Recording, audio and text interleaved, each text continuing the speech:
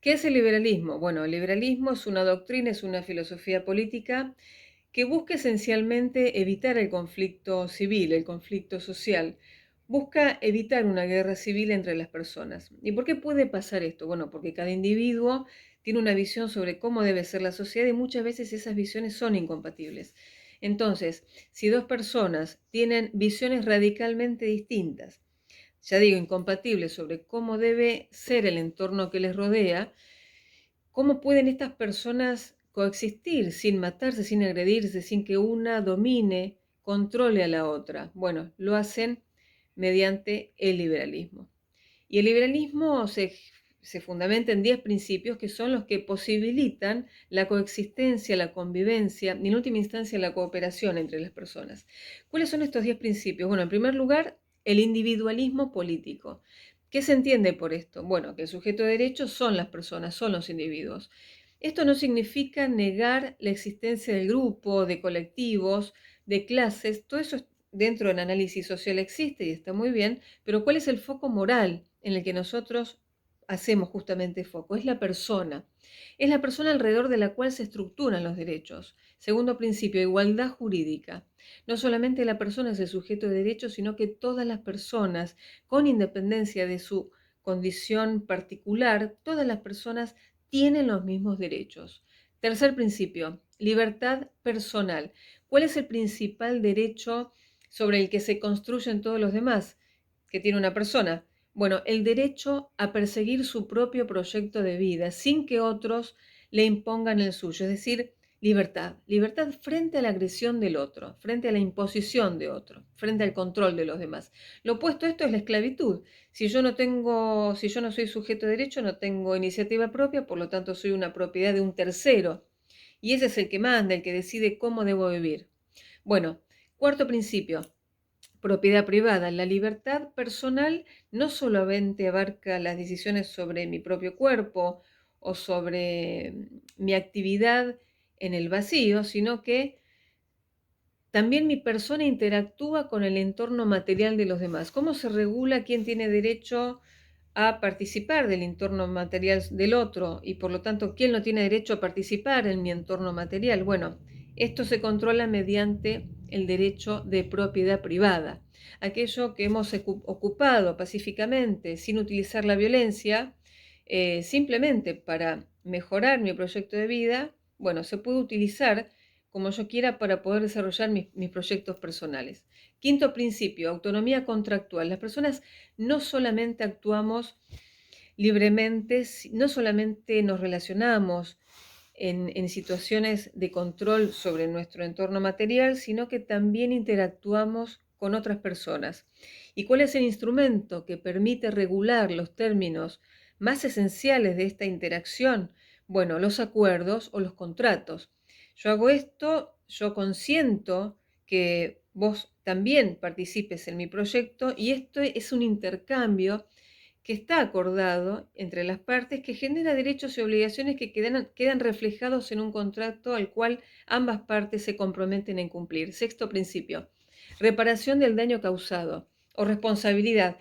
Si yo violo tu libertad, si yo atento contra tu propiedad, si yo incumplo los contratos que hemos suscrito voluntariamente, yo tengo que reparar el daño, tengo que subsanar el daño, lo tengo que arreglar.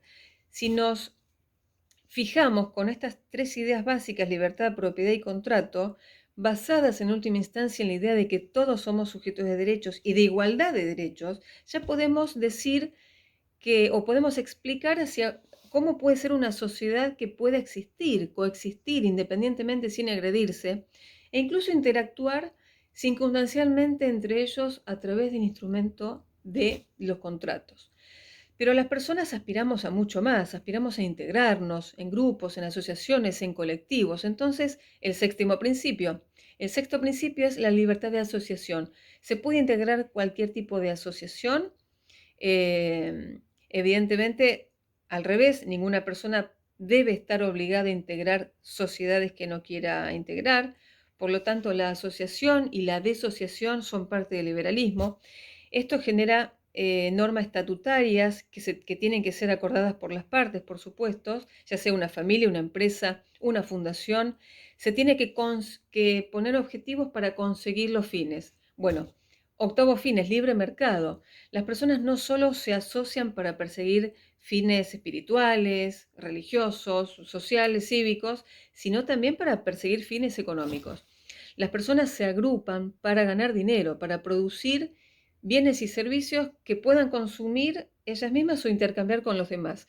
¿Cómo se regulan estos términos de estas interacciones de tipo económico? Bueno, aplicando los principios anteriores al ámbito económico, es decir, libertad personal, libertad para entrar en cualquier oficio o profesión en donde uno quiera entrar, propiedad privada sobre la producción, autonomía contractual para que una persona pueda suscribir cualquier acuerdo comercial con cualquier otra, y libertad de asociación, es decir, libertad de empresa para poder perseguir el proyecto económico, productivo que las personas consideren oportuno. Por lo tanto, el libre mercado es simplemente la aplicación al ámbito económico de todos los principios anteriores liberales.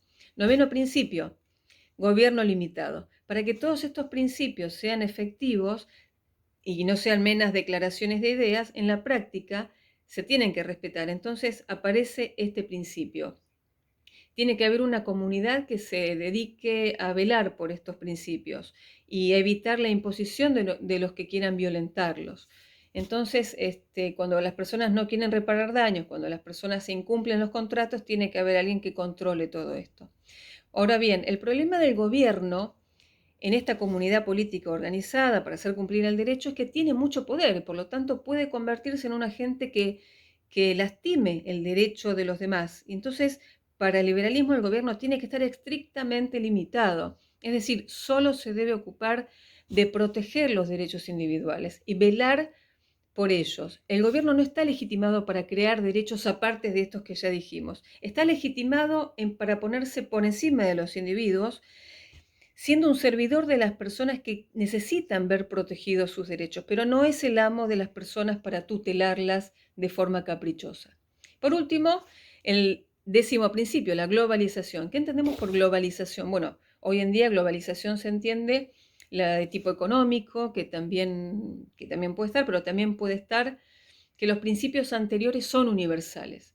Se aplican a todo el mundo y no solamente a grupos o sociales o étnicos concretos. Todas las personas, todo el género humano, con independencia de la comunidad política que esté integrando circunstancialmente, tienen los mismos derechos. Es decir, los derechos del liberalismo son derechos humanos universales y globales para el conjunto de las personas y por lo tanto también en el ámbito global, no solamente dentro de una comunidad política, sino todos los derechos anteriores, la igualdad jurídica, la reparación del daño, la libertad de asociación, deben ser escrupulosamente respetados por todos. Estos son los principios básicos del liberalismo y espero que los podamos entender y llevar adelante en lo que la sociedad nos va a demandar en las próximas generaciones, que es lo que nosotros queremos y necesitamos, el liberalismo en el gobierno.